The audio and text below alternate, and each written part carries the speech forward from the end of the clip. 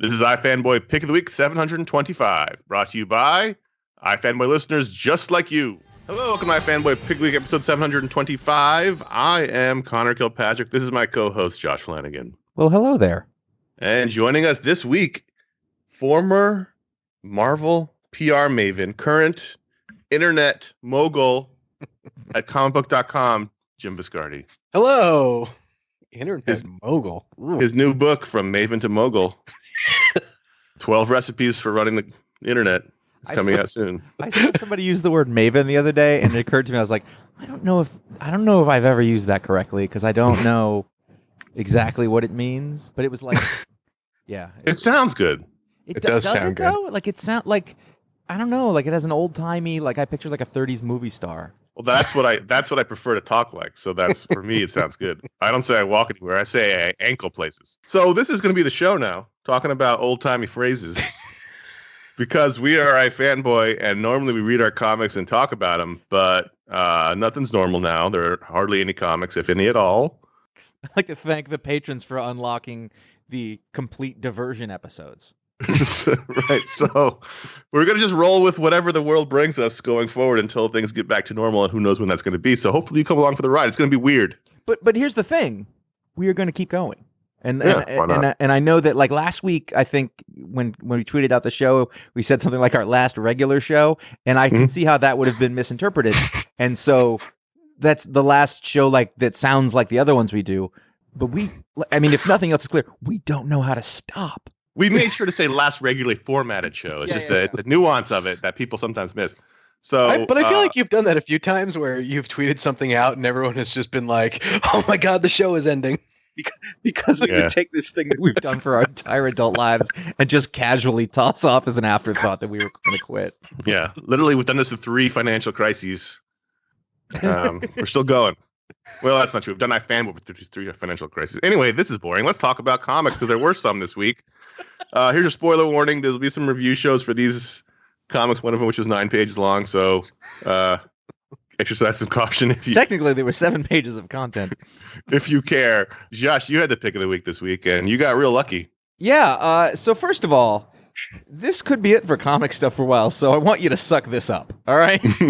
We're going to do our best with it, but there we are. Yeah, so I subscribe to Terry Moore's 5 years via Comixology, and I was very happy to see that it came out this week.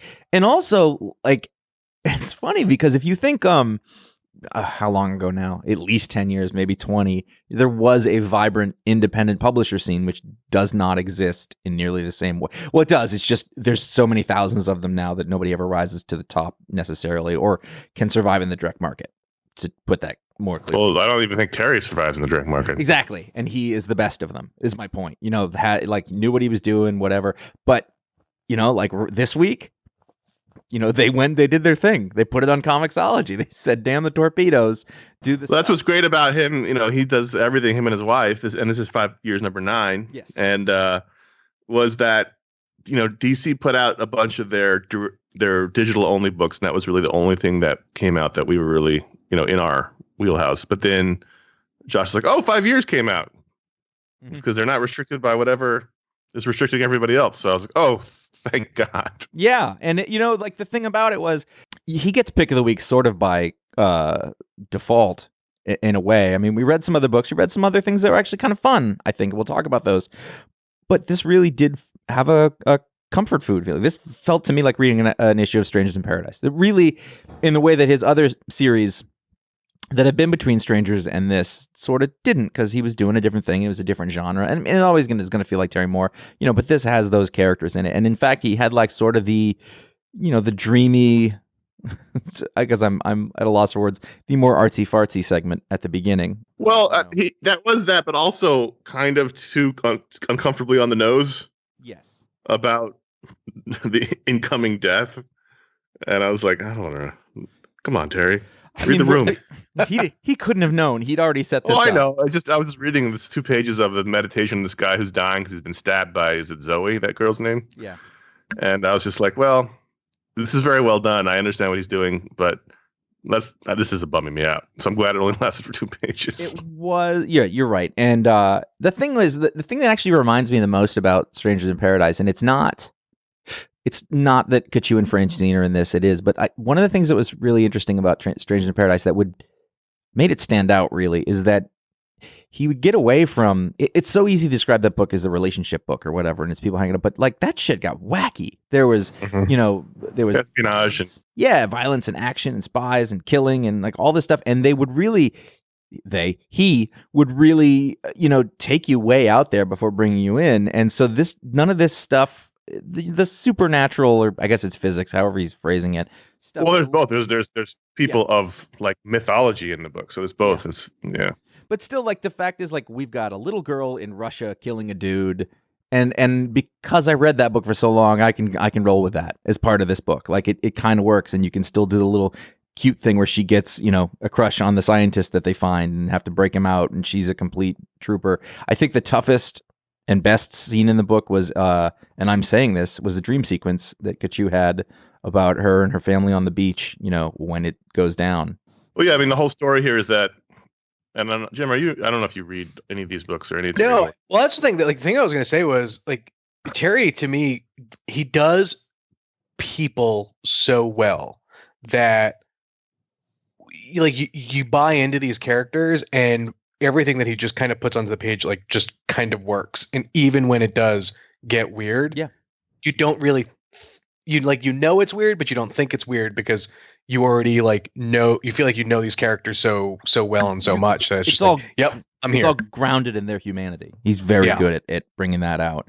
So we've talked about this book before, and I just want to make sure people know what we're talking about. This is the culmination series of all of his previous works. So you've got the Strangers in Paradise characters, you've got the Echo characters, you've got the what was the one before this, right before this with the Rachel Rising gorilla, Rachel Rising, and then the last one with the gorilla marine.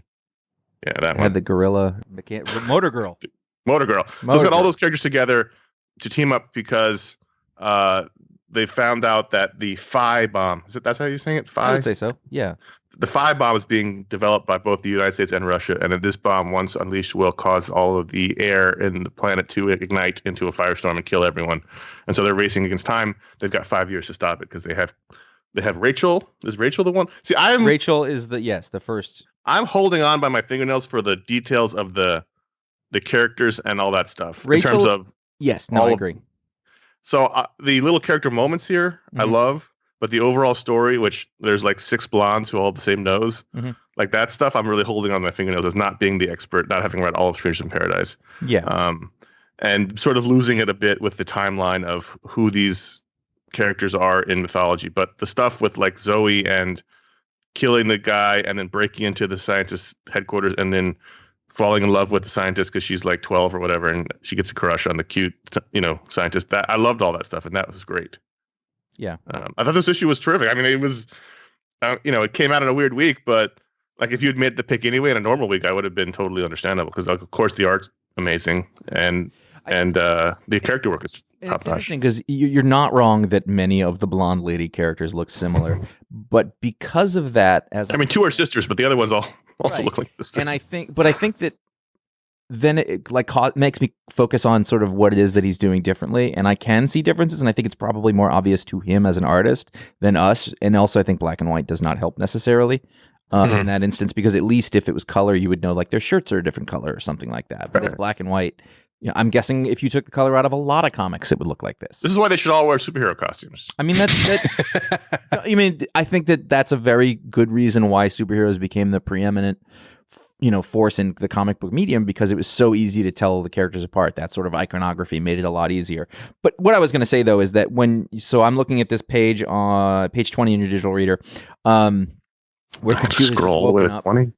And you've got the one girl who's standing up on the phone. Like her hair is different, and her eyebrows are different, than Kachu, who is disheveled and has bruises. And then you cut down to the bottom, and you've got the tough one. And you're like, she is always designated by her. Tambi? Tambi, yes, right. I just left my head. Tambi is designated by her her. She's muscular, tall. Yeah, her tall, sort of big Bobby the Marine body. Thank you. And like her eyebrows, like she's always, so they're always sort of furrowed. And just her posture. And also for some reason she has a Bluetooth earpiece because this is a fantasy world. She's doing TV from home. So that was a joke from our show. Talk before the show. I do want to mention before we move on that he opens every issue with like a really intricate uninked pencil drawing, and those are all my favorite part of the issues. Just because it's the pure art of it. It's beautiful. I just love looking. I just look at these. This is a 2-page spread of like, I guess Moscow. Yeah, and it's like, how long did he take to do this? And he is a crazy person. Also, I can tell that is cold, freezing Moscow just by looking at it. Like, I don't need a thing there. I think that's beautiful. I actually really like it that same way. I think some of my favorite panels in this are the outdoor overhead shots. Like he's drawing, the snowy staircases and the overhead shot. Mm-hmm. I love that. There's so much ink on the page. Yeah, but it's not like blots of it. Like it's all, he doesn't really like do blacks like say Chris Samnee does them, where he's sort of painting with blacks. He's working on lines more. He's not using blacks for texture or for depth or anything. It's more like Stan Sakai in that way. It's very much like Stan Sakai. It's almost like flat, but it really works. And I'm glad we have a high-end black and white book that's still coming out from one of those legendary 80s and 90s. And I like that it has enough. I'm trying to phrase this: lack of polish. It has a handmade quality to how I'm looking at the art and the pages, and I love that. So that's that. There's your. We're gonna have a pick of some kind. We're sticking with that. The show is the pick of the week. Mm-hmm. What that means? That's a good question. Next week pick of the week is rum. That will be. That question will be answered. Maybe at the last moment, but it will be. So there you go. That's a comic book pick of the week. We'll get back to it at some point. So as I said earlier, we had 3 DC digital only books that came out. We're gonna drop an Archie book in there too. And one of them was Teen Titans Go to Camp number 6. And the tough thing about these digital releases is that when they go to print, they're usually compiling like 6 issues of these digital books together. So this is more like a chapter. I was into this story, and then all of a sudden it was over because it was 6 pages long. Those pages are half page. Right, they're just like squares. Like, so what they usually do for these books is they cut the page in half and make them horizontal for your iPad. So you're really only getting like a quarter of a book. So that's just what we're dealing with here. So Teen Titans Go to Camp number 6. I haven't read this before. Josh, I know, is a big fan of the show, and his kids are. So I only read this issue, obviously. I read through all. I actually had them all downloaded to read with the kids at some point, but I hadn't. So I read all of them, and to allay your fears, like every odd numbered issue seems to be a lot longer than every even numbered issue. So like those were more like, I think the first one was 30 something pages, and then the one was 20, one was 18. But then the ones in the middle, there was a 7-page one. I'll just say this: I thought it was written by Shali Fish. Yeah, he writes all of them. Art by Abigail Larson. What an unusual and interesting art style that they chose for this, and I really liked that. Yeah, I was shocked. I was expecting it to look like the cover, which is drawn to look like the cartoon, and then I get in, and it's this really weird indie art style almost, and I was like, "Wow, that's interesting." This was the most extreme of them. The first chapter, like basically what you've got is they're going to go to camp, and then all of the letters home are the short ones, and they're done by other artists. They're getting a little artsy fartsy. But the ones, the bracketing sort of parts are done in the traditional style. This one is the most out there. Are they in camp on Apocalypse? Yes, because they're in camp with like Calabac and yes, they're the year. See, the year prior. What is the insurance premium on that? It's different for superheroes. So just. So the overall story is that they went to camp last year, and when they went, Robin was way too competitive, and he ruined everything. And so they have to go to a different camp this year, and they go to Apocalypse. And these are the letters home. It's called an overcorrection. Yeah.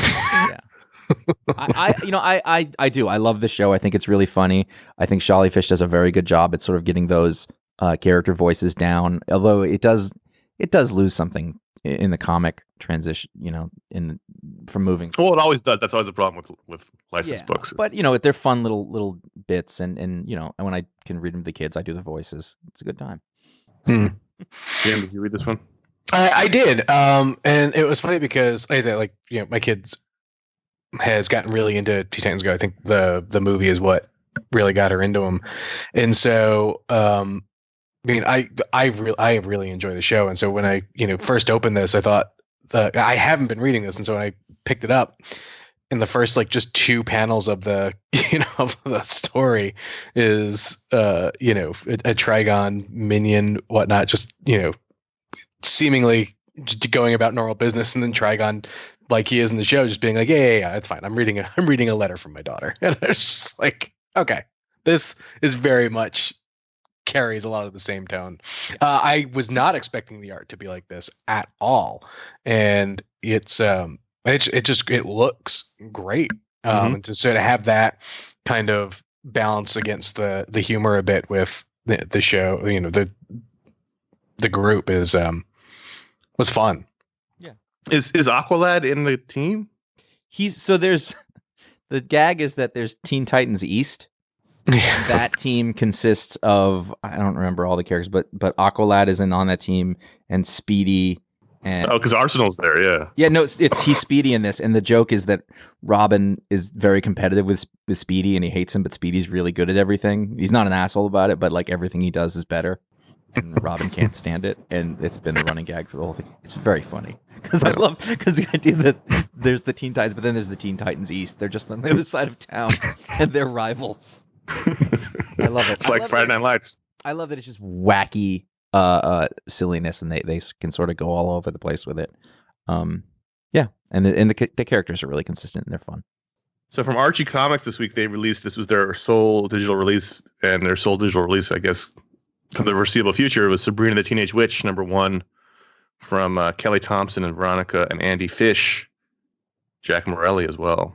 And so I don't know much about Sabrina, even though I've someone who's always read Archie Comics. I didn't really go delve into that side of the story. I don't watch the show on Netflix. I don't really read the Sabrina books, so I'm not really familiar with the characters all that much, other than when she like randomly appears, like in the zombie Archie book, whose Afterlife with Archie, which sadly disappeared, never came back. I loved that book too. Such a great book. I mean, so this issue was interesting because it felt like, to me anyway, that you needed to have some sort of baseline familiarity with the characters, because they didn't really give you anything, which isn't necessarily a bad thing, but I found myself sort of wondering who everybody was. I like the art for the most part. I think the art was hit or miss. I think for the most part, overall, I did really like it. I liked, again, we just mentioned this, there's a hand-drawn quality to it. I'm sure it's digital, but there's just sort of a looseness to it that I thought was really fun. But there were bits, and it tended to be with for some reason, the outdoor scenes with the boys that she was into. Like the guys' faces, when the second boyfriend guy comes along, I was like, that's not a good drawing. For whatever reason, it just seemed kind of, I don't know, looser than everything else, or malformed. Other than a couple of pages, though, for the most part, I thought it was great. I thought the Sabrina, all of the character model, she's greatly acted. I think it's really wonderful. It reminds me a little of the art style from Crowded. It's a little. I really like the coloring and production of it, though, a lot. I thought that. I think nice. The coloring of this is really what got me, kind of through most of it, because again, I'm kind of with Connor. I kind of didn't know what kind of to expect coming into this, and by the end of it, I still didn't know really what I was. Yeah, I didn't really know the hook. Yeah, I didn't feel like that.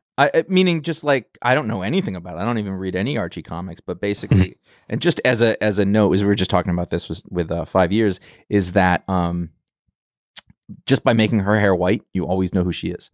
Because nobody. Oh, for sure. Yeah. That's true. Like, but she's a superhero in that sense. Yeah. But I think the story is, she's trying to do everything at once, and she's burning the candle at both ends, and it's a magic candle, and she's got her mothers, and there's her witch, aunts, I think. They are. Yeah, Yep. I mean, like, I was pretty straightforward. I followed the story. I'm not saying the story was. Yeah. I'm not saying that. I'm just saying that at the end of it, I didn't really feel a compelling hook with the characters or the story itself. Like, I didn't know enough about them to. I guess I don't know enough about Sabrina to care about what happens to her, and that's not. I mean, that sounds overly harsh, but it just feels like a teen with a job story, and so that was all. That was the fact. And then she has, 2 boys who want to go out with her, and she's got family drama at home. Like, if you take out the magic, that's sort of the deal, I think. Oh, for sure. And that's basically Archie Comics in a nutshell. They even flipped the gender script here on the love triangle. But, if I was a Sabrina fan, I might feel differently. I just don't know enough about the character to really feel compelled to read more. And I don't know if it's Man in the Desert thing or what. Sure.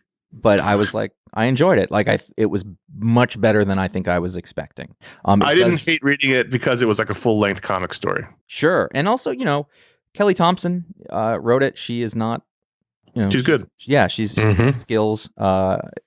It was well made. It was, and at this point, really, like, a whole comic book. Spoil me. Listen, in comparison to Genlock 14, it was like water in an oasis on a desert walk. So, and I don't fault this book. This is one of DC's digital releases in conjunction with Rooster Teeth, which is a production company and a distributor of content online. And now also is headed by a now more famous Josh Flanagan. So that's fine. Really? Yeah, no, yeah, he's the. I was the top Twitter nemesis, Josh Flanagan. Yeah, I was the top Josh Flanagan on the internet for quite a while, and then one day I realized I wasn't, and it's the Josh Flanagan associated with Rooster Teeth, who him and I are Twitter friends, and he's a lovely person from what I can tell. Well, you should tell everyone you became Twitter friends because people were constantly tweeting at him, thinking you were him. He was you. Yeah, they were constantly talking about comics. He's like, I don't know what you're talking about. And then you became friends because of that. So that's nice. Suck it. No, he's still my nemesis. That happened to me with the Connor Kilpatrick with 2 N's who lives in Brooklyn and writes about politics on Twitter. Back when I was on Twitter, he would constantly get tweets from people thinking he was me. And then I was getting tweets about his political stuff, which you can imagine were very dicey. And I was like, why are people yelling at me about trans rights? And then realized it was because he's C. Kilpatrick and I'm CS Kilpatrick. Anyway, back to Genlock. There's no need to do that. This was the final issue, and I will say this: it seems to be. I don't know anything about this. It seems to be about mecha kids fighting mecha robots. It was kind of like that really good book from Boom. What was that called? That we really liked. I'm so tired. The one that Ron and I really liked from Boom. Anyway. This seems to be about kids piloting mecha robots. This issue is mostly one giant mecha robot fight. But I did actually, without knowing a thing about the characters, there was one scene I really did like that I thought you could feel the impact from the context clues was after the fight that blonde girl is in the VR world and then the kid joins her and she says, I made the world for you because you don't ever know how to take a break and you're addicted to games. So this is a VR world with no game component. And for whatever reason, it really worked for me, that particular scene. Like, I got the emotion of it. I got, the kid said, play my dad's mixtape. Well, he's sort of alone in the world. I thought that was nice. I didn't know what it all meant, but I thought it was a nice scene. Yeah, I actually, the same thought. I thought that was a nice scene.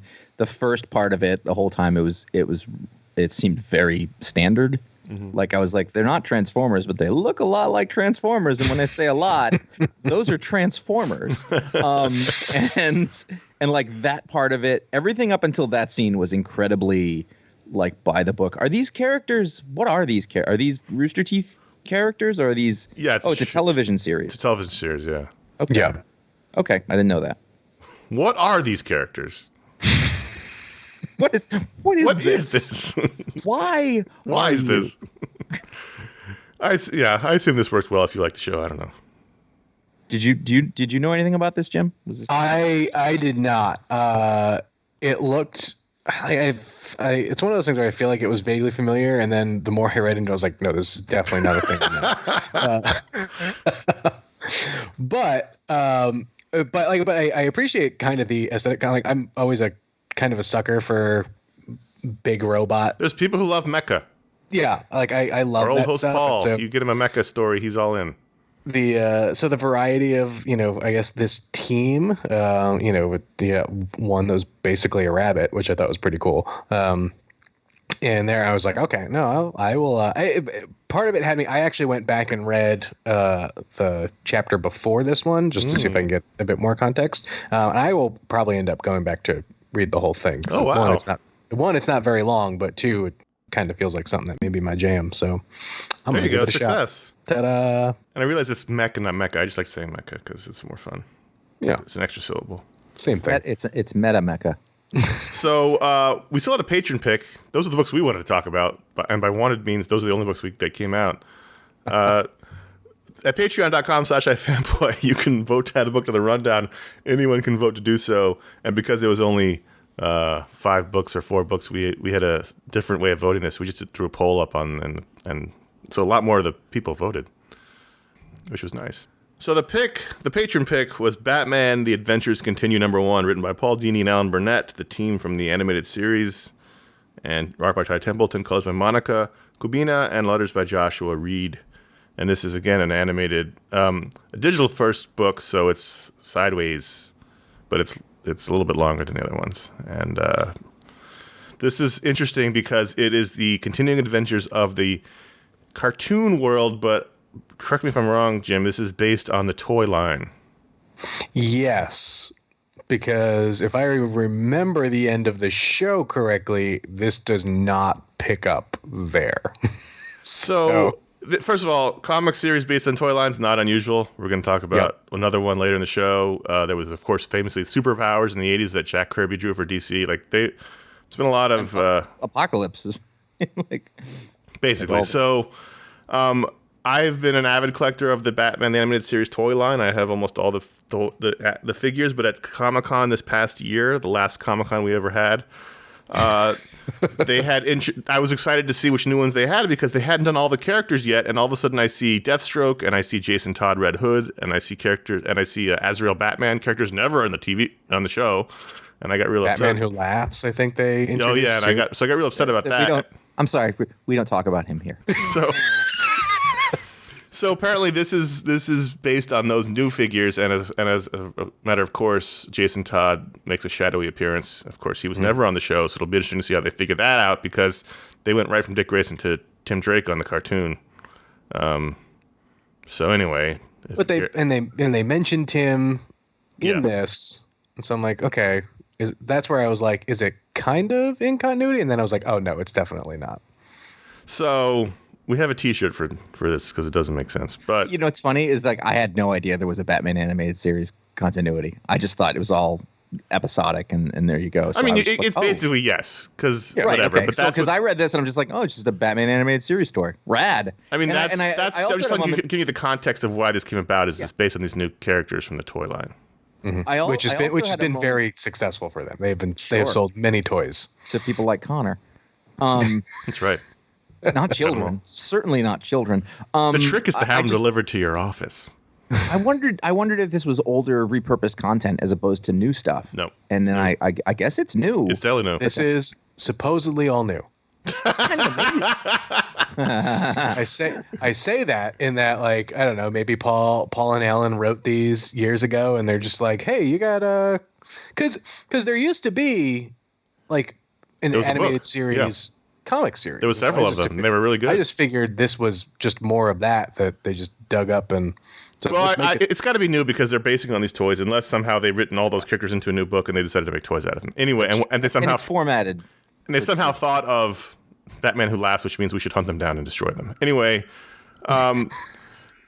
putting all that aside, I liked this a lot. I always love when Batman goes up against Lex Luthor. Because they're very different but very similar people. Animated series, Superman and Batman, Lex Luthor is maybe my favorite. He is after Gene Hackman the best Lex Luthor ever seen. Just the look on his face, the way they do his sort of droll expression and his eyebrows, like he's always like, yeah, I know. Like I was enjoying it. It was fine, and then Lex Luthor showed up. I was like, oh, so that's when it got going for me. Up until that, it was fine. I mean, Ty Templeton is good at doing the style. I'm old, so I miss Mike Parabeck, who did the original books before he unfortunately passed away too early. But he just had a spark to him. That my issue, I think, was that the coloring was a bit bold here, as opposed to the more muted tones that I guess I'm kind of used to for that world. I guess. Right. You know what it felt like to me? I think I liked the art, but it was like too simplistic by like a tiny measure. Right. It was just like there was just like a little, or it kind of looks like it was zoomed in too much. Like all the letters are too big, all the lines. Well, that's because it's half a page zoomed up to a full page. So yeah, I know, but I feel like it feels like it was made for this format. I mean, like there's nothing that looks like they had to sort of jigger it, so it was done like this on purpose, but it's just done in sort of this big bold thing, and maybe it's so the kids or whoever will read it, but it just felt off a little bit in that way. This was almost my pick of the week, though. I mean, I almost made that. Sure. I went back and forth on it. I really enjoyed it. Giant robot attacks Gotham, and then Batman defeats it, but he's investigating where it came from, and then as the course of the investigation finds out Lex Luthor's involved, and then one of his exes shows up at a cocktail party where he meets Lex, and so there's a lot of elements going on here. And then, of course, as was mentioned, you've got shadowy Jason Todd watching the proceedings. So I also kind of like the shade a bit thrown Superman's way in this. That's just like he's clearly off world somewhere. He's not answering anyone's calls, and Bruce tries to make a call to him, and Alfred's just like, "You're not going to leave him a message," and he's like, "He's not here, Alfred." I mean, the moment that Lex shows up in this becomes a real comic book, like a real story that I was into. I'm actually looking at those pages. It's literally just those two men talking. Yeah. And that was the most wrapped part, and that's not how it's supposed to work. But that's how good that is. Well, that's how good dialogue, good character work makes it work. There's a lot of dialogue. It's like Todd McFarlane in the 90s doing Spawn, balloons, but it's good dialogue. Notice. That's the whole point, yeah. And you can hear the voice in your head, the Clancy Brown, the terrific Lex Luthor voice. And it's great. It was great. That scene, and the book was fun. I liked it. I will probably read more of it if they keep putting it out, and we'll see what happens. But I liked it. So that's the patron pick. Fun. We gotta do ratings on it. Ratings out of 5 stars. I'm giving it a solid 3.75. I'm gonna give it a 4. I'm gonna go 4. Yeah, I really liked it. All right, so there you go. Patreon.com/iFanboy. Will there be another patron pick? Find out. Tune in next week. Same bat time, same bat channel. Patron powers. We're moving it up on the show. So if you give the $5 or higher level at the patreon.com/iFanboy, you get your own power live on the show. And we thank everyone who does that, by the way. We thank everyone who supports the show in any form, and we'll get to that in a minute. But let's start off, Josh, thanking our first patron. Oh, well, the first patron here is Len Schmidt. Len Schmidt. I always like to pronounce that D in there. Like, you ever made a Brand?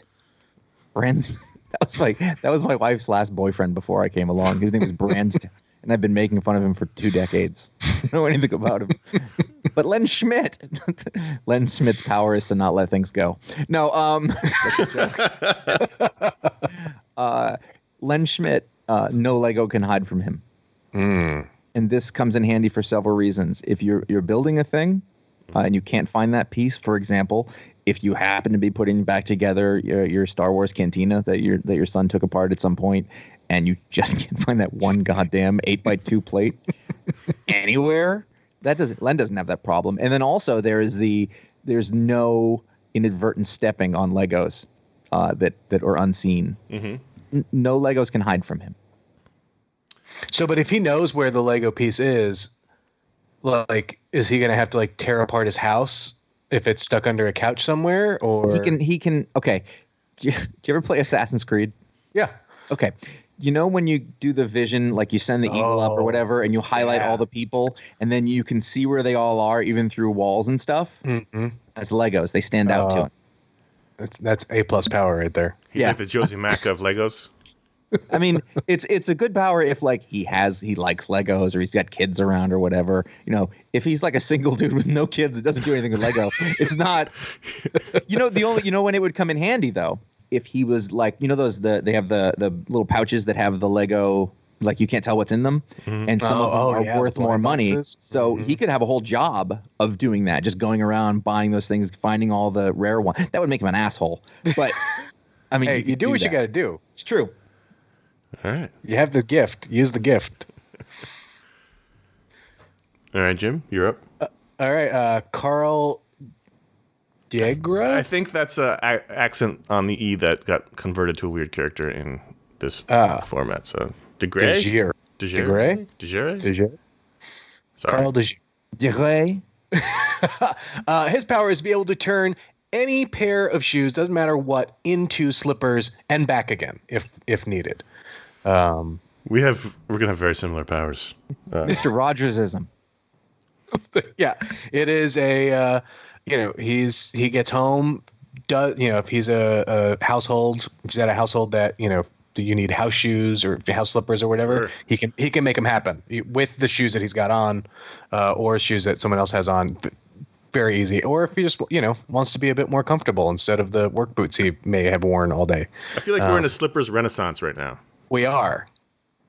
He's very, very handy friend to know. Normally, I only pull them out for like the holidays when it's cool, a little bit colder. But now I'm like, screw it, slippers. As a person who is always home, and also who I have some foot problems, like my feet hurt a lot. I still like shoes. I always wear shoes. It drives my wife crazy. She's like, "Why are you wearing shoes now?" So I'm like, "That's what I do. This is a feature. It's not a bug." And then my other question is, who says house shoes? Because I've heard it, but do people still? I feel like that's very old people who say that. But do you say that, or I don't know. I'm wondering. I don't know. I see it on Instagram. Okay. I bet it's regional. I bet it's like pop. Chris Kabool. It's a great last name. Chris Kabool can transmute any one food into another food.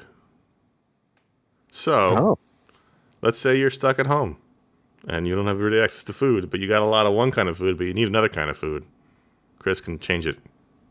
If you're cooking and you're missing one ingredient, he can change the, stores of potato chips you've got into cilantro or whatever it is you need for that recipe. Oh, all right. So Chris can transmute one food to another food. Oh, that's useful. That's very useful. As a person who doesn't like cheese, and then when you tell somebody not to put cheese on something, or there's cheese in something that is not included in the description of the item, leading to it lists 50 things here, and you didn't say cheese. Oh, it just comes with cheese. That's not okay, but that would help because I feel like once we were on a trip, Josh, and we had that, like, you ordered a sandwich and there was cheese on it, but didn't say it, and they were like, "Oh, we just thought you'd want cheese." You're like, "I don't want cheese." That happens a lot, and like because I don't like to do the. No, this doesn't have cheese on it, right? Because if it doesn't, then they're like, no, it didn't fucking say cheese. But if you don't ask, you're an asshole either way. Is the lesson for your life? That's the point. Can I ask a quick question about this power though? Yeah. Does the food have to be the same size? So it's the same mass, yeah. So it's not like he can turn like a jelly. So if he took a Cheerio and wanted a steak, no, he can't make a bunch of Cheerios. That's the same thing I was going to say. You can't make a Cheerio into like a porterhouse. It could be a tiny Cheerio-sized porterhouse. But if he had like a cup of Cheerios. Yeah, it's the same mass. Fine. Yeah. Okay. So Len, Karl, and Chris, thanks for being patrons. Patreon.com/iFanboy. And that's where you can go to help the show out directly. We think everyone does that. We talked about it last time. We had realized times are tough, and people have already said they've had to scale back. And we have no problem with that. If you need to, do it's important for you and your family first. But at the same time, we actually had a huge uptick in people joining up. Even just at the $1 level after we talked about it last week and how important it was to us. And so, hey, listen, if you're listening to the show and you think you can just afford $1 a month, even though times are tough and jobs are uncertain, then we do appreciate it over at patreon.com/iFanboy. And you get a lot for it. As we mentioned last time, our stretch goal was temporarily hit when we had our eccentric benefactor who's going to be on next week's show. Spoiler alert. And so we had the Non-Comics Media Podcast Unlocked. We did the first episode, and we're going to do another one. We're going to do another one this month because why not? We are stuck here, and we have nothing to do. So we're going to do one more of those. You can look forward to that. Also, the other stretch goal was putting our missing video shows up to our YouTube channel, and I've actually been looking at that channel this week. And we did about 277-ish episodes. There was a couple of ones we didn't number here and there, like the Darwin Cook one we did at the very end a couple of years later. So we did about 200, let's just say 280 episodes, and there's about 180 through 280 are on the site. So about 100 episodes. But that means 180 of them aren't. So if you're looking for more content from us, get that stretch goal back up, and we will do that for you.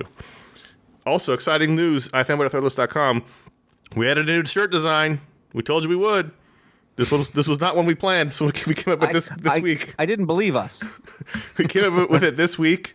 and executed it within 24 hours of coming up with the idea, and it's now for sale on iFanboy.threadless.com. It's our new design called "Stay Home and Read Comics." You can find it on our social media, and it's the message for our times. Stay home, don't go outside. Stay home, read your comics. You got enough of them. Read old ones, read new ones, and you can find that at iFanboy.threadless.com. The news about that is we're going to give a portion of our proceeds, I believe, of 50% of our profits to comic stores in need. We haven't figured out exactly how that's going to happen yet because there's not a central fund for them, but we're going to figure out the best way to disperse those funds. And we're not talking about millions of dollars or thousands of dollars. It's going to be hundreds of dollars.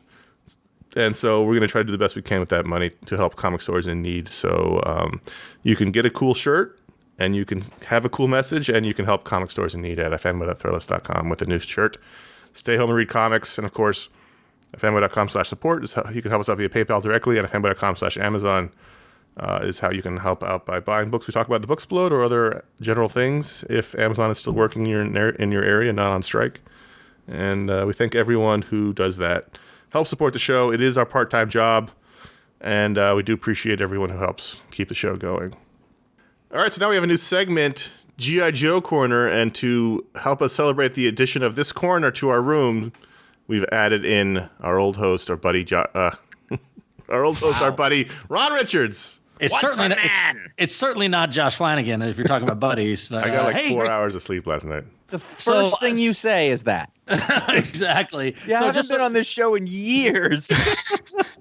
So just to give everybody context, the doors to the corners have been locked, and I've been outside silently knocking, and they finally unlocked one for G.I. Joe for me. So it's great to be back. You might hear some babies in the background because I have babies now. So look, I've done a few of these guest stints before, and I have yet to do one with Ron. So this is great. Yeah, this is a first time for us. Right. Excellent. So we, longtime listeners will know we love G.I. Joe. We love talking about G.I. Joe, and during this weird time, Hasbro released to YouTube their original G.I. Joe episodes, uncut, including the bumpers, although not including the PSAs, unfortunately.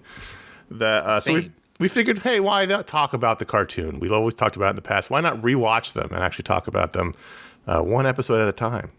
So we're talking about G.I. Joe, A Real American Hero. This is The Cobra Strikes, The M.A.S.S Device, Part 1, which originally aired September 12th, 1983. Directed by Dan Thompson, written by Ron Friedman, who's also the producer for Marvel Productions. Marvel, as anyone who watched How the Toys Are Made, was hired by Hasbro to create the characters and the story that would compel the children to buy the toys. Because at the end of the day, just like the comic we talked about, Batman, it's all about buying the toys. So this was... You do the same thing now. It's just for adults. Right. So this was first part of a 5-part story. That it was Monday through Friday. Was the they used to do they did the daily part, a week's worth of content in the string, which in cartoons back in the day they used to be one and dones. Yeah. And the fact that these are all sequential was amazing. Yeah. So this is the first 22 minutes as we get introduced to all the toys you can buy, all the vehicles in the opening. And throughout the episode, and we hang out with the G.I. Joes, and of course, I took notes. I don't know where they went. So that's just the way it goes. So this was fun, guys. What'd you think? So I couldn't remember. At first I was like, I don't remember seeing this originally, because Snake Eyes look completely different, and it was so that was Snake Eyes, right? Yes, it was. That was the original design for Snake Eyes from the original, the early days of the comic was no gloves and the old visor. I love that design of Snake Eyes. Me too. What I love about that is that there's absolutely no context to who he is or why he doesn't talk. There's no context to anything. They don't even address him. Well, so first of all, Jim slightly younger than us. So, Jim, I assume you were too young in 1983 to be watching this cartoon. Right. What is your history with G.I. Joe cartoons? Have you seen them? Have you watched them? Have you read the comic? What is your G.I. Joe fandom? My G.I. Joe fandom came to with the, I guess, 3 3/4 figures. I guess and that was like really it. I think my first, this is awful, but my first like real interaction with G.I. Joe was just that awful live action movie. Both of them. That makes sense for your age. Like, yeah, just for for your context for us, because you don't know, this was every day at 3 or whatever. Yeah, every day after school, you ran home to watch the next chapter of G.I. Joe. Every kid in my school did it. I mean, in '83, we were a certain age, and I feel like I must have picked it up later. It was. I want to say it was like 3:30 or 4 o'clock on Channel 11, Connor. Yeah. Yes, it was, and I remember even in kindergarten, we had G.I. Joe comics and we had the toys, and which we played in the block area with the blocks. We made little bases for them, and then we would talk about the cartoon every day. So this was a major thing for kids our age at the time. Which brings me to my first note about this show. I was like, this is very violent. I mean, it was like missiles, explosions. Like, I know there's the joke forever that like nobody hits anything and the guns are lasers, not bullets. But those were not fake missiles. But that was the thing was that it was lasers, it was blasters, and all anyone did was fall down. Like it followed the once Star Wars did the whole thing where we could shoot people with lasers and show no blood. It feels like everyone's like, well, we can do whatever we want, and you're right. It was lots of explosions. But it was lasers, but there was sound effects explosions. It was sound effects of real guns. Yeah. Yes. Which is surprising to me. It was clearly shooting lasers, but they used machine gun sound effects, which I think they must have gotten rid of really soon later because it wasn't throughout the show. And also like you just lightly tap on a Cobra hiss tank and it blows up. Yeah. Or the Star Striker or anything. I liked the fact that it didn't. I know I criticized the comic earlier for this, but it didn't give you any context. And I guess because I know the context didn't matter to me, but if you're a kid, it's just like, who is Duke, who is Scarlet, who is Stalker, who is Snake Eyes? I was trying to put my mindset in 1983 watching this, and like, first off, you've got a terrorist organization that knows where your base is and is attacking it within the first 5 minutes of the show. Duke, maybe flirt with Scarlet a little less. I noticed that. like we were watching it and we were like, whoa, Duke coming on strong, coming in hot. Yeah.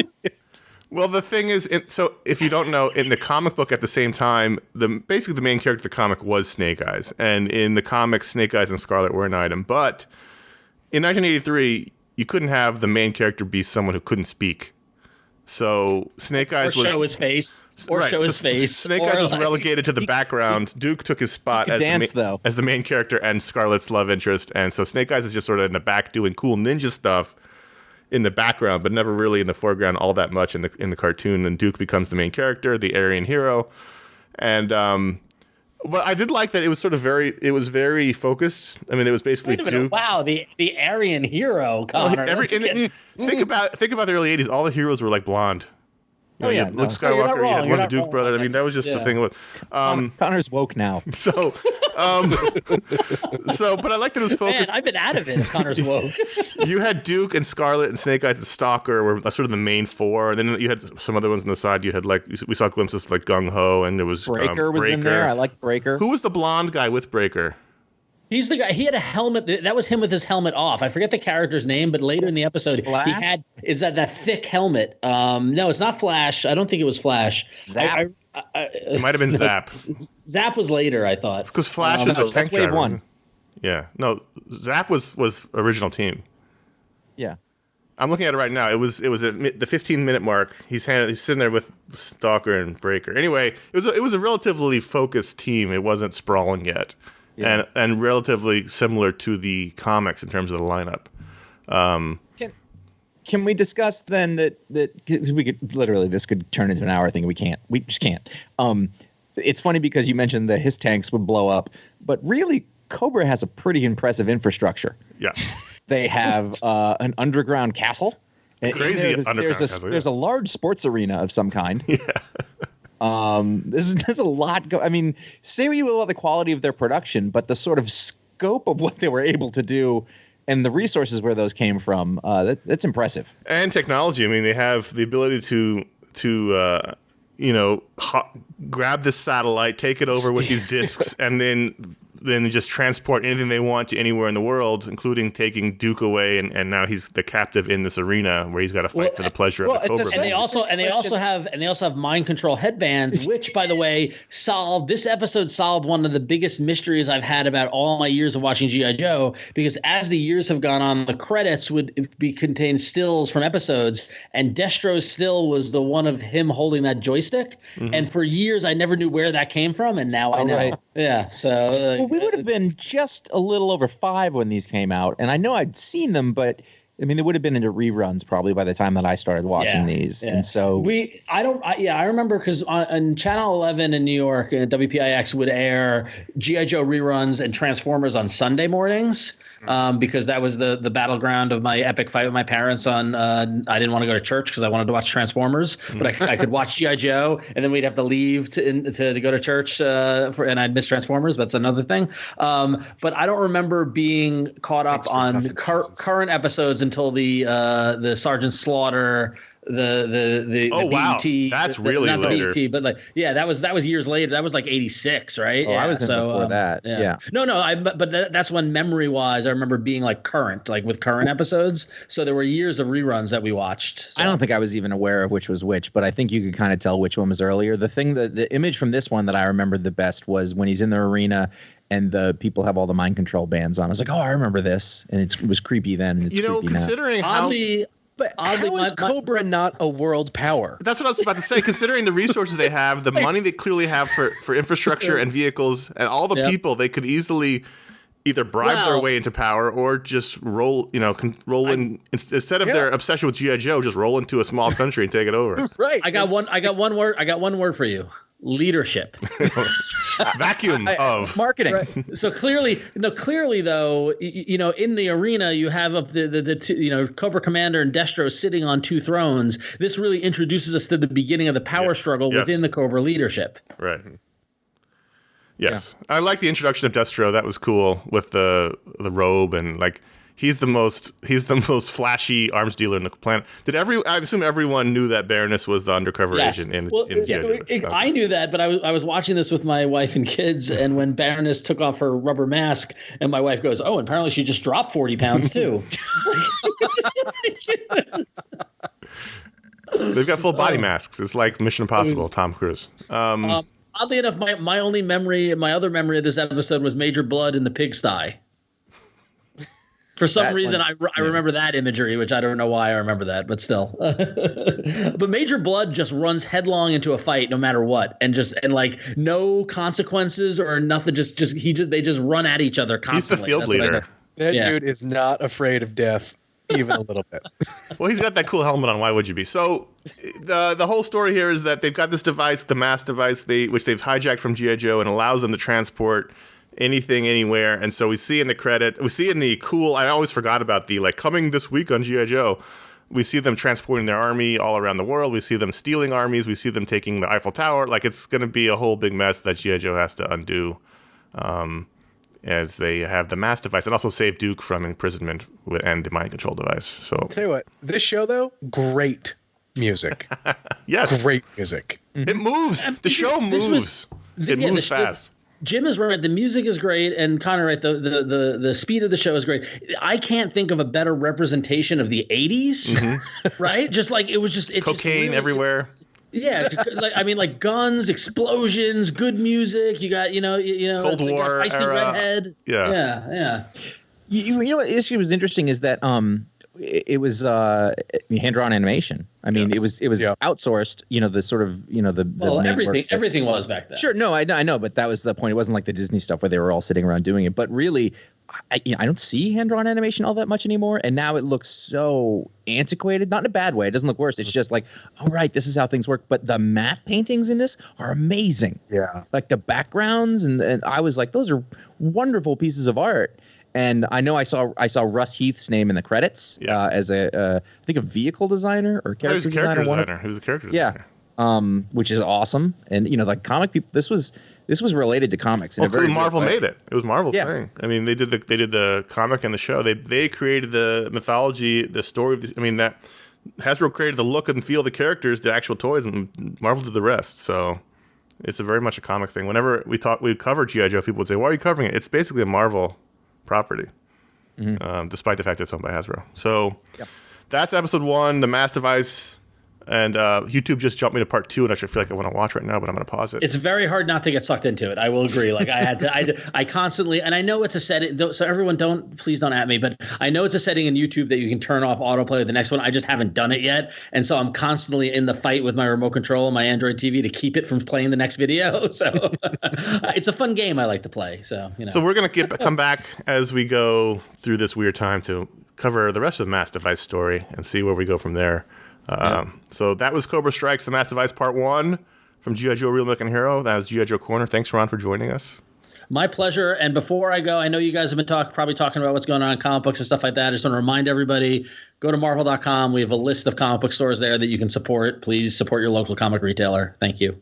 I miss you guys. I miss Jim. I have an actual, I told my comic shop guy, I said, make sure you sign up for that. And he was like, I'll get to it. And then yesterday he told me that he did, and he's already gotten a $100 gift certificate sale out of it that he awesome. Yeah, totally. Yeah. So we're just trying to do our part in spreading the word about local comic shops. And thanks to everybody who's helping local comic shops. And just it's a tough time. So we're doing everyone doing what they can. All right. Well, so Ron will be back soon to talk about more G.I. Joe. Sign me up. I'm ready to watch every episode. All right. So as we just talked about, it's a weird time in comics. We've been alluding to this the whole time. Obviously, you're listening to the show. You understand what's happening. I wrote down a loose timeline, and you guys can correct me if I'm wrong about how this has gone the last couple of weeks, and we can discuss. So basically, once the virus started spreading, states around the United States and other countries around the world started shutting down non-essential businesses, which meant that comic stores started closing. And eventually, the majority of comic stores, I think in the U.S., were closed. At least the stores that were serving the majority of the population had closed. Mm-hmm. And so, without anywhere to ship its product, Diamond announced they were not delivering any new comics to stores, which led to a domino effect of, at first, most of the smaller companies announcing they would obviously not have new comics, and they wouldn't distribute them digitally even. And then DC first announced they would distribute their books digitally, and then within 24 hours flip-flopped to saying they wouldn't. And then Marvel announced they wouldn't do digital comics either for now. And then Diamond announced they were stopping payment to vendors. And then we had this weird thing happen where this product called Comics Hub announced they were going to save the day by allowing you to get comics digitally as a pre-order from stores, so you could get the digital book to read it now, but eventually you'd get the book when it came out, and the payment would go to the stores. And then within 24 hours, that was dead. So I think that's where we are now, right? There are no physical books, no physical books, and for now, no digital books, nothing even to Comixology. And away we go. I did some light Googling, and it looks like we've had at least 4 stores closing permanently since this has happened in the last couple of weeks, and we assume there'll be more to follow because comic stores run on extremely razor-thin budgets, as most small businesses do, but comic stores really month-to-month razor-thin budgets. So that is where we are, and Jim is deep in the industry as we used to be. What do you make of everything? It's really interesting. I think a lot of the Diamond, when they first made their announcement, it's a really weird announcement because they said, we're not taking any new books, but we will still deliver the stuff that we have in our warehouse. So please, for the love of God, empty our warehouse. Mm-hmm. Which to me is came off a little weird in the sense that like everything must go. Yeah, well, but also like if I think they could have gone another week before doing it. But I think the biggest problem and why they said they couldn't is because of the weird cash flow issue that Diamond inevitably always finds itself in. Right. And I think that was the biggest reason to, initially stop saying we're not sending anything new out, because the product wouldn't make it to the majority of the stores, and the product that would make it out, that money would not be nearly enough to continue making the payments that they need to keep the distribution going. DC was the really the strangest Radio silence from them until they were silent. Yeah. Until they made an announcement on a Saturday in a DC retailer Facebook group that then, they, put their statement out via the media afterwards. But for them, they were like, yes, no new books are shipping, but you should be able to get some digital books coming up. And obviously retailers were not happy about that because in their eyes, sending, customers to there's this mentality that if you, send a customer to digital, they will probably not come back for print. And there's various arguments kind of for and against all of that. I don't believe they're different. That I think they're different. I think, a digital reader has become a digital reader, and I think the growth in that section is much, much slower than really anything else, right? And it plateaued.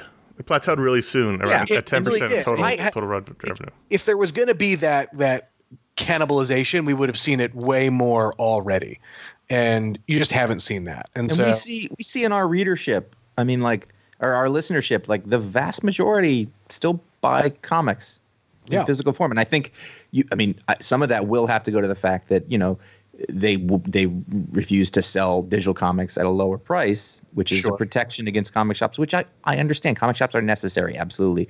But it doesn't give a true picture of sort of what those people are. But because of that, people say, well, I'm going to spend $4. I may as well have the issue. Yeah. And you're right. That hasn't changed. That seems to have plateaued. So they're different markets. Mm-hmm.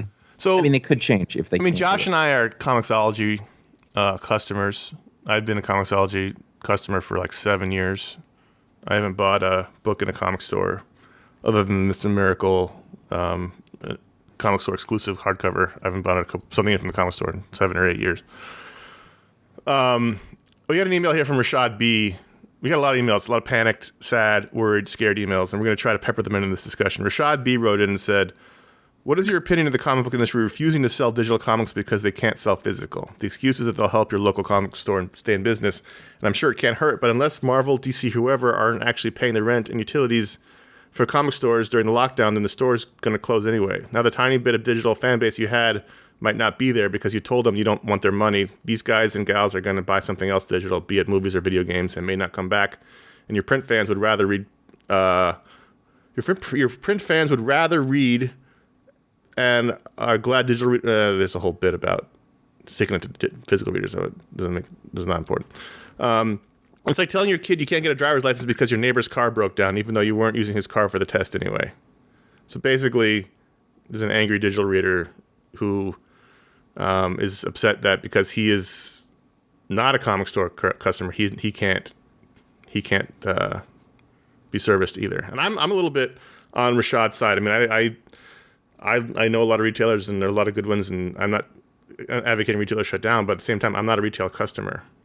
But I think the biggest thing here is that comic book piracy is so rampant that and vast and vast good. That if you put those books out digitally, even like sure there's going to be the audience that's going to buy those books, but I would say, this is not to demonize print fans, but I would say that if someone wanted to read the story or for whatever reason, they'll find a different way. But isn't that true anyway? Any Wednesday, like they could get the book. Sure, but I think it's more like if you put the digital file out there, I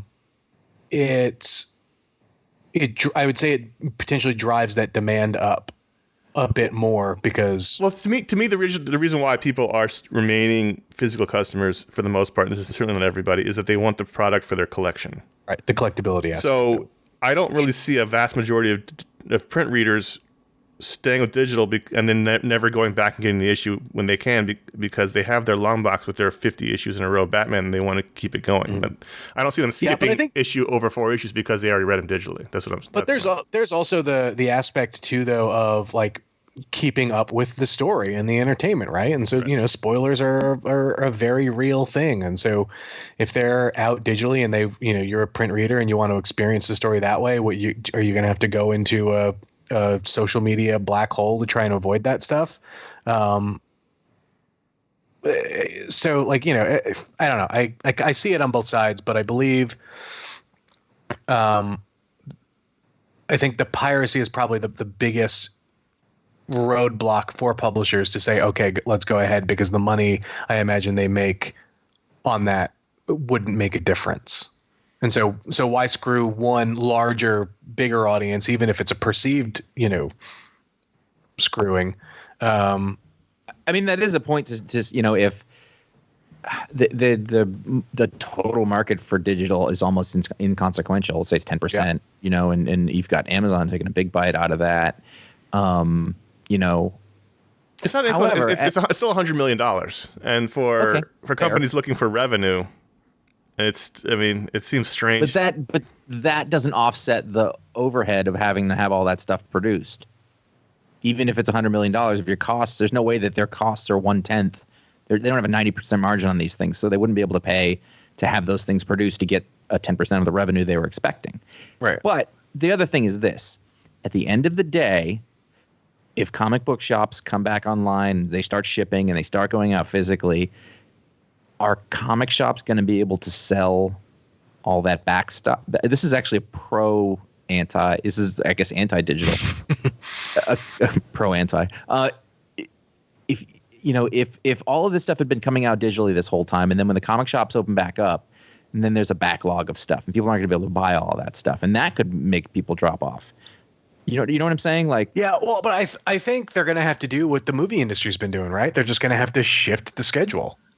Yes. I think they're going to have to, Marvel was going to have Empire start, I guess, this week. DC had whatever they were going to do. That was all carefully planned and plotted to match up with anniversaries and things, and that's all going to get blown to hell.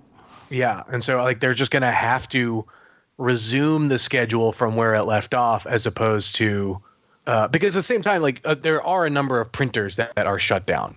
DC's printer shut down.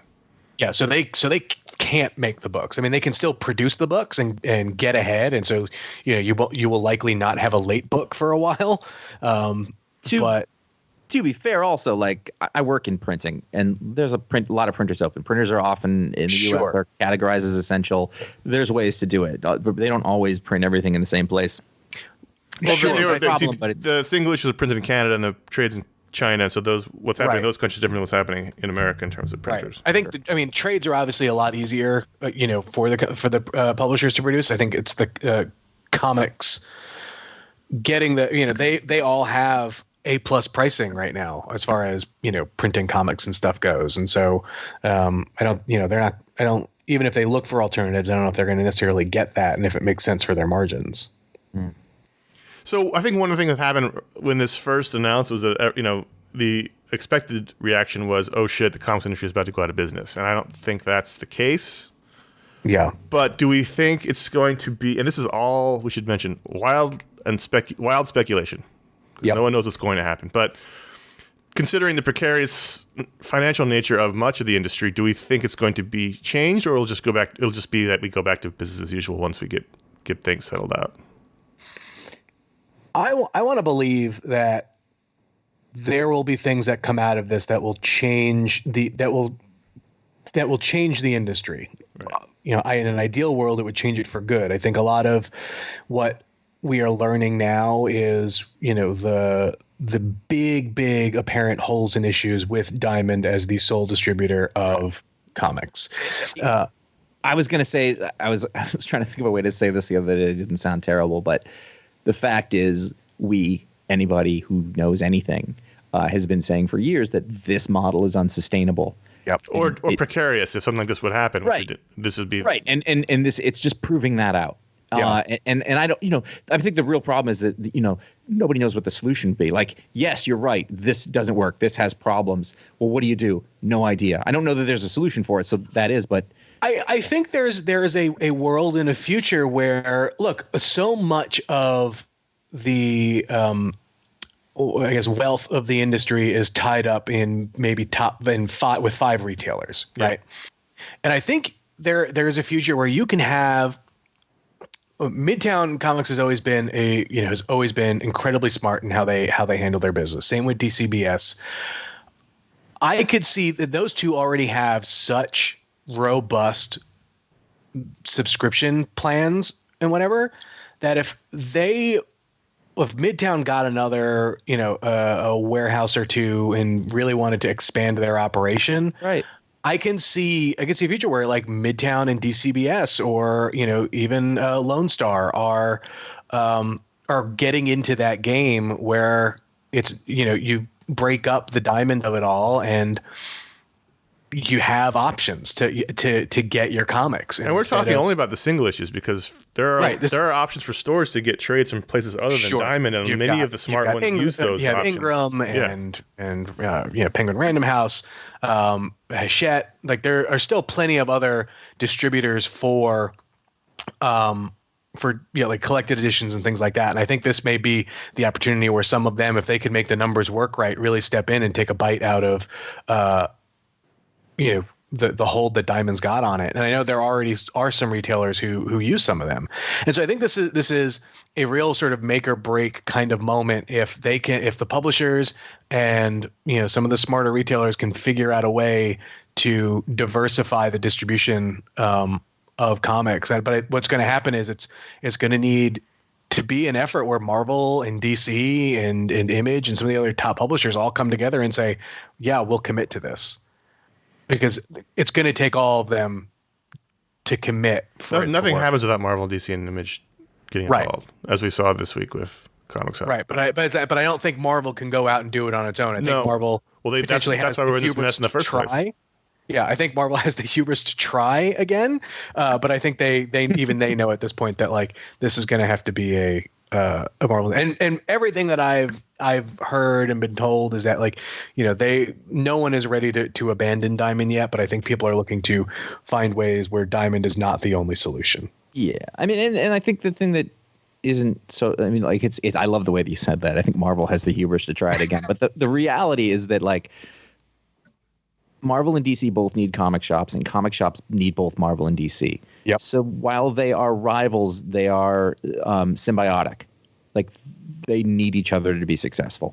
Mm-hmm. Each one of them wants to be number one, but and they need Image to a certain extent. If either one of those companies somehow collapse, the industry collapses. You can't have comic stores losing 30-40% of their revenue. Yeah, it'd be worse than this.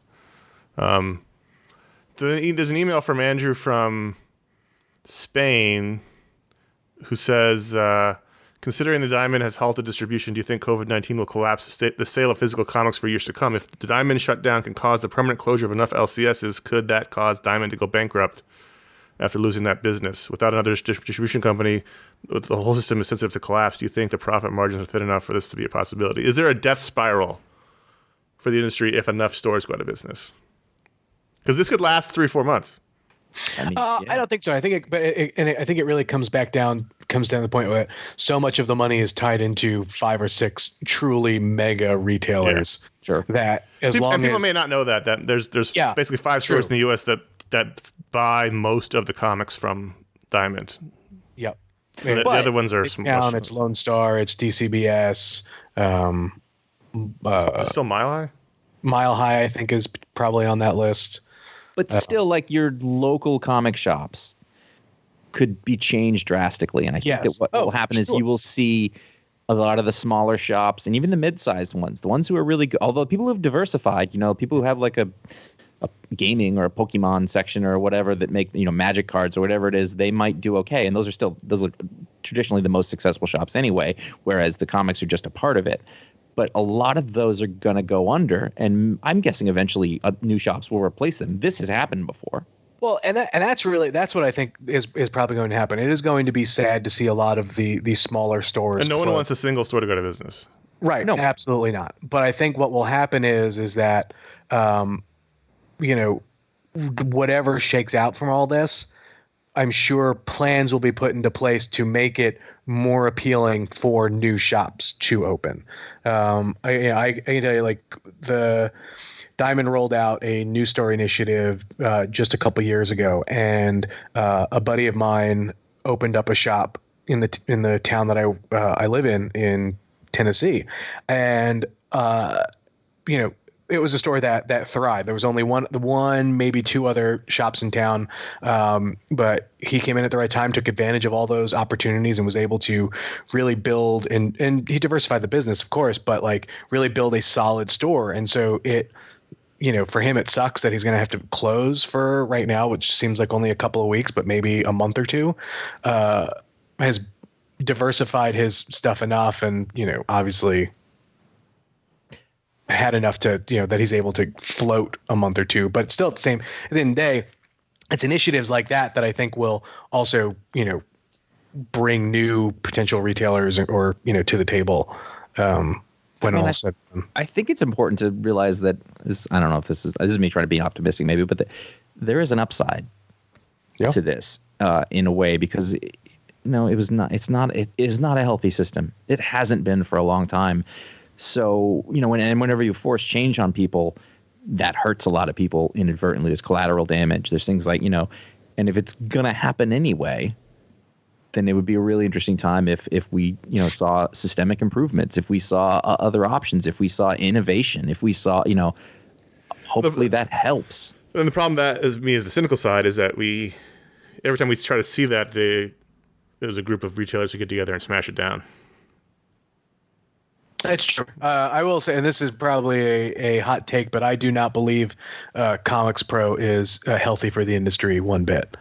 There are some good retailers in that group, but I think as a whole, when you have a selection of retailers trying to mandate and direct the industry in a way that may not be the best for everyone, you get yourself into a lot of trouble there. I feel like a lot of those, and I mostly know that in terms of sort of the opposition to digital, which I understand, because I think that they look at, like, if you were looking at music the same way, then they see comics like CDs.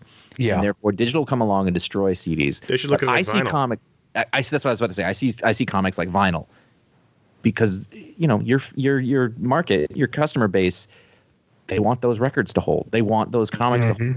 The market to those people, not the people who want the content on them necessarily, or you want the crossover of that in that Venn diagram. There is a lesson to look at the rise in vinyl and how if you treat it correctly and you treat comics that way, you can not lose the collector customer. In fact, you can grow that base while you can convert people who maybe are reading on their iPad who want that artifact. But the problem is, and I get it, it's their own livelihood that they're defending, but anytime that any kind of new solution is brought up, it gets cudgeled into the dirt by a group of retailers. And it's not every retailer, and I don't want to come off as anti-retailer here because I'm a digital customer, but it happens over and over and over again. And that's part of the reason why the comics industry still looks like it does from the 70s. Yeah, it blows my mind that there isn't really a easy plug and play point of sale system that is widely adopted, that is not that hasn't truly been rolled out. I know a lot of that needs to come from, it probably needs to be subsidized from the publishers in a certain form or fashion, but that kind of blows my mind. My instinct is always that the profit margins are relatively thin for some parts of it, and then for others they just don't care to invest in it, or that nobody's willing to take the risk or make the investment because the chances of it actually paying back, like, it would be awesome to have, but it might be the expense is just too much to bear for anyone. Yeah, I just remember hearing stories about, like, there was a point in I think it was 2 or so decades ago, like, Marvel subsidized cash registers for retailers. And so I'm like, to me, this just feels like that next step. Yeah. I thought since Jim was here, who used to work at Marvel, this would be a good question to answer about the actual creation of the books. Tony B. from San Diego, California. As I've been watching news that TV shows and movies are shuttering production for now, it occurs to me that our favorite medium might be ideally suited for that age of social distancing. I may be mistaken, but I have the impression that most of the creative work is done by solitary writer and artist, and that a lot of the collaboration is done long distance. Is this true? Also, I'm quite happy that my second favorite medium, podcasting, also lends itself to our current situation. I've been thinking about this for 3 weeks. Your second favorite medium of comic podcasting also lends itself to barely being sustainable economically, and it's a hobby, so that's helpful. But if you had any way to a lot of parallels. Yeah, that's a good point. So yes, comics, the actual creation of comics, there's no Marvel bullpen. They're done in their own houses, and they're done remotely by lonely, solitary comic creators who are now having breakdowns on Instagram. Although Rick Remender doesn't make comics anymore. But Jim, so from a production side, can the actual comic be put together and released remotely? Oh, for sure. Production of comics Is does not going to require an office in any way. Does not even a little bit. You can do everything that you need to from home. All the way up the chain. Yeah. Straight up to Yeah, because a lot of it is just passing files along, right? Like I think we've gotten fairly far away from the days where pencilers would mail their pages in to go to an inker and then, come back or whatever. Like, I think so. A lot of that is either done digitally at this point with a lot of modern artists, or pencils are being scanned in, sent to an inker. Inkers are inking them, scanning them up, and then it goes to, a colorist, and the rest goes on. I think the biggest thing that we'll see is, are there books that are lower down the line, or they're really more down the sales food chain, that will those continue? Does it make sense to make another issue of consolidate the line a bit? Right. Does it make sense? For book X that's number 499 on the top 500 list. If it's number 3 of a 5-part miniseries, that may not finish. But everything, all the top books and everyone is still working. Editors at both the big 2 publishers are all working. They're working from home. They send notes the same way they did when they were sitting in their office. So that comics will still be made. It's just a matter of when can we get them. What's interesting is that, I'm seeing this in some businesses as well. Doing this experiment, doing this thing, it's really going to make people rethink the need to have offices. Yes. And so that you're an introvert and don't like going in an office, so I think that would be a horrible detriment to the American psyche, or the human psyche, if everyone worked from home from now on. No, I have a. There is absolutely an importance to some form of that, and certainly, Connor, you know this because we used to work for a company sort of remotely, work for a company that was in England, and there's a huge strength to going to know those people and see them physically and actually recognize them as real people as opposed to people just on the other side of an email. But the same format of constantly having everybody, in the same place, and the huge cost of that, the infrastructure that, that's killing your margins. That idea of that could shift, and maybe it's just a little bit, but if they're shaving off some of their fixed costs, then that changes the game a little bit. Something sort of similar to what, or the counterpoint to what Jim said about marginal books. Couldn't this be an interesting time to release those marginal books that maybe don't have a huge audience to people who are desperate for comics? Good point. Maybe. I think a lot of at least this is an publishers experiment right? to see if people would buy. I think like Valiant, I believe, is putting out a large number of old number 1s, making them available for free. So is Dark Horse. I think Marvel just made their Marvel Unlimited thing for free for a little bit, and so. Probably not. My feeling is people are stuck in their ways no matter what. But it's an experiment to see if someone's going to buy M.A.S., if that's the only DC book out there. Yeah. I don't know. Probably not, because the comics industry is stuck in its ways in terms of readership. So who knows? Sure. Is there any other issues before we wrap this up, or where do we see?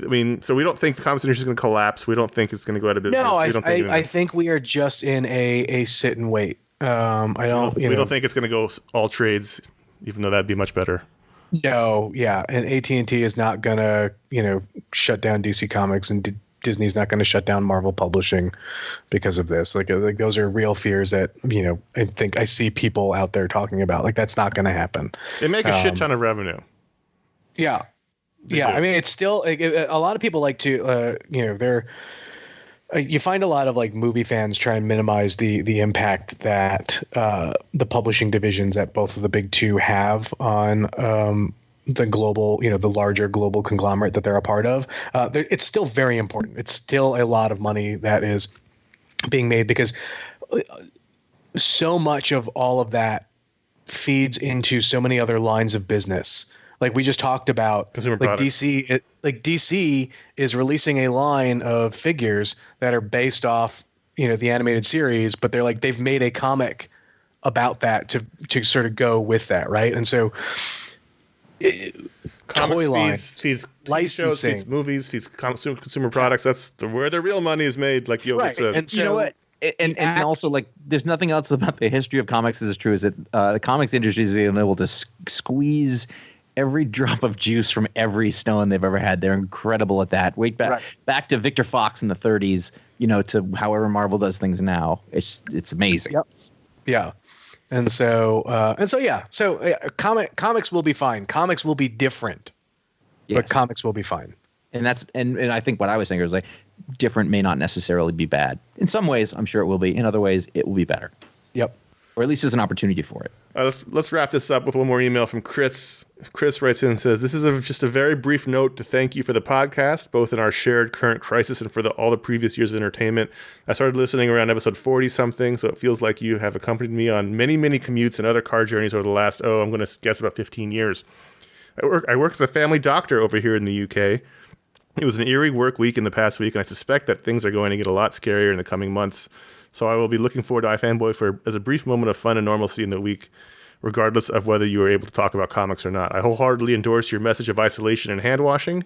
And if you want to alter my patron power to generate unlimited alcohol-based sanitizer from the palms of his hands, I could really use that right now.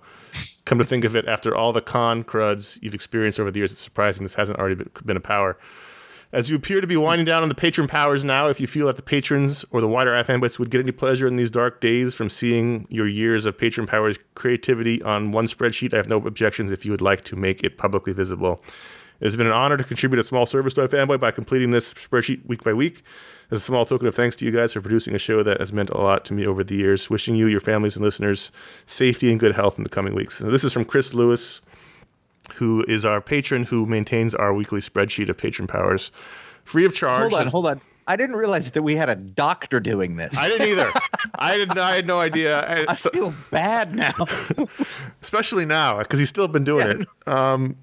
So first of all, we're not close to being done with the patron powers. There's still quite a few. In fact, as we mentioned earlier, we got an influx of new patrons. So we're not like going to be done next week or anything. But Josh, I think we should take an executive vote and change his patron power to what he wanted, which was to generate unlimited alcohol-based sanitizer from his hands. I love the specificity of it being alcohol-based. I just appreciate the science behind that. And two, I would offer a blanket. I would offer a blanket change of powers to anyone who is working in the medical field. Yeah. Want to write back in? We'll give you a new power. Or grocery store workers. Those are the two that I'm willing to. You come back to me. Maybe UPS guys. So thanks to Chris and all the doctors who, it's a cliche to say, but they're the superheroes right now.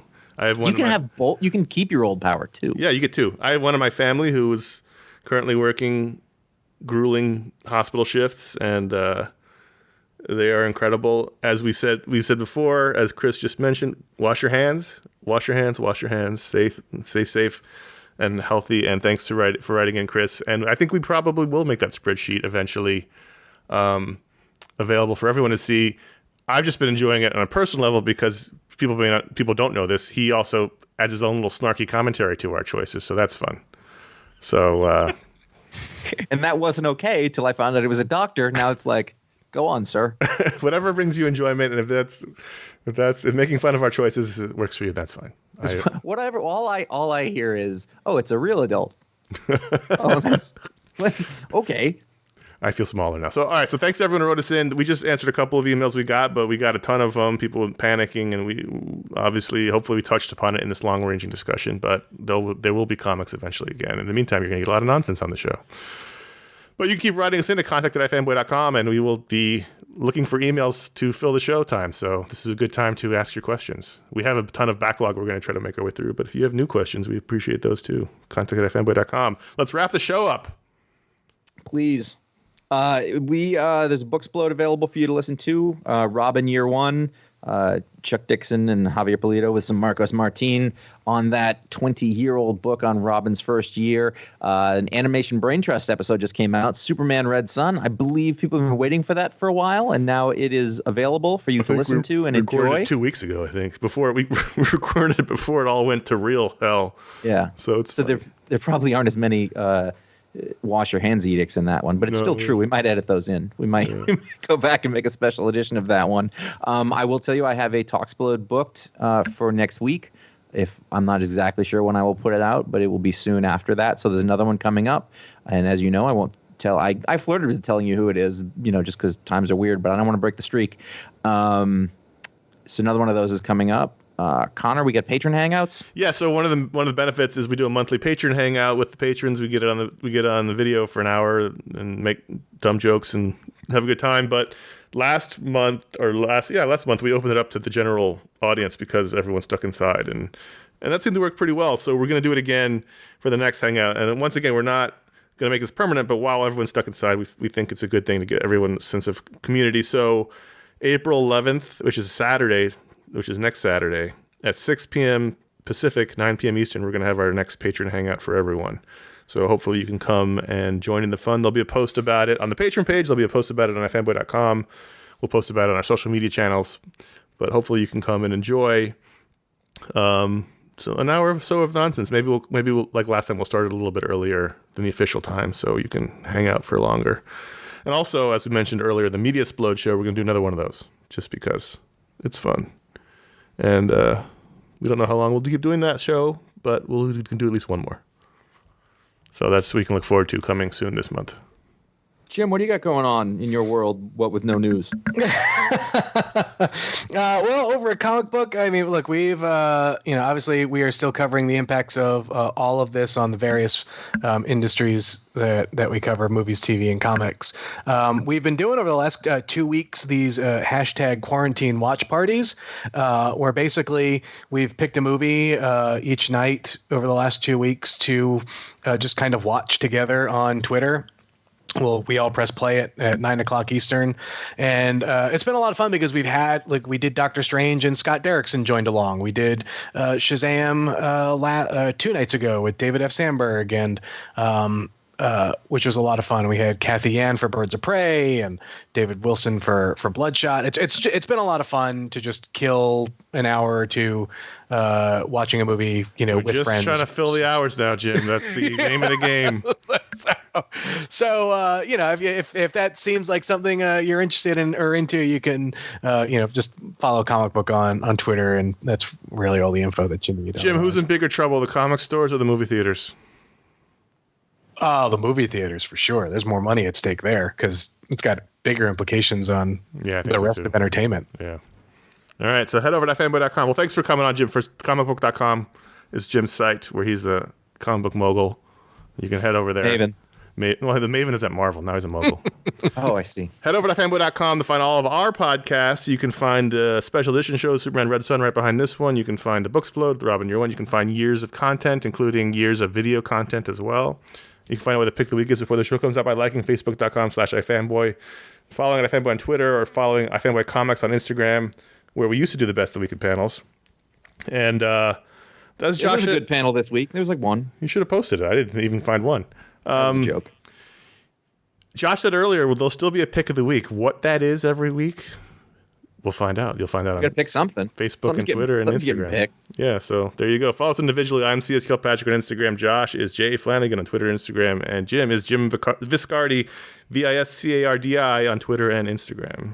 That's it. If you like this shit, don't worry about the review right now. Yeah. Don't worry about the star rating and review. This isn't this. If you want to, that's great. If you're like, what do I do on the internet next? Haven't done that? Go for it. That's fine.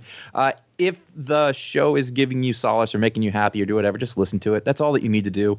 If you think it might help somebody else, you can let them know about it. Just do whatever you need to do. We always like the last line. I don't think I ever actually read it, but it says help spread the iFanboy love. But what that means is what we're trying to do is make ourselves feel better. And if we make other people feel better and at the same time, that it means a lot to us because I can't help by helping people at the hospital. But, every time one of you guys let us know that we've help you feel better for even a little while, it means everything to me and Connor. I know that much. And so thanks. Do that. Spread the iFanboy love, but nothing else. Yeah, literally. So there you go, Jim. It was a lot of fun to have you on. When I opened up Skype, I saw it was more than a year, and I was like, oh man, that sucks. It didn't feel like that. It surely we have done one in between. Well, you did the one with Ryan. I did one with Ryan. That's Yeah. true. I did do one with Ryan. And to be fair, time is a rocket ship right now. And also, it is just wasn't I just a child? we can have you on again because again we don't know what we're doing going forward. So maybe we'll have special guests on more often than we usually do. I will always answer the call. So thanks, Jim. I am Connor. And I'm Josh. Wash your hands. Wash your hands. Stay the hell in. Stay home.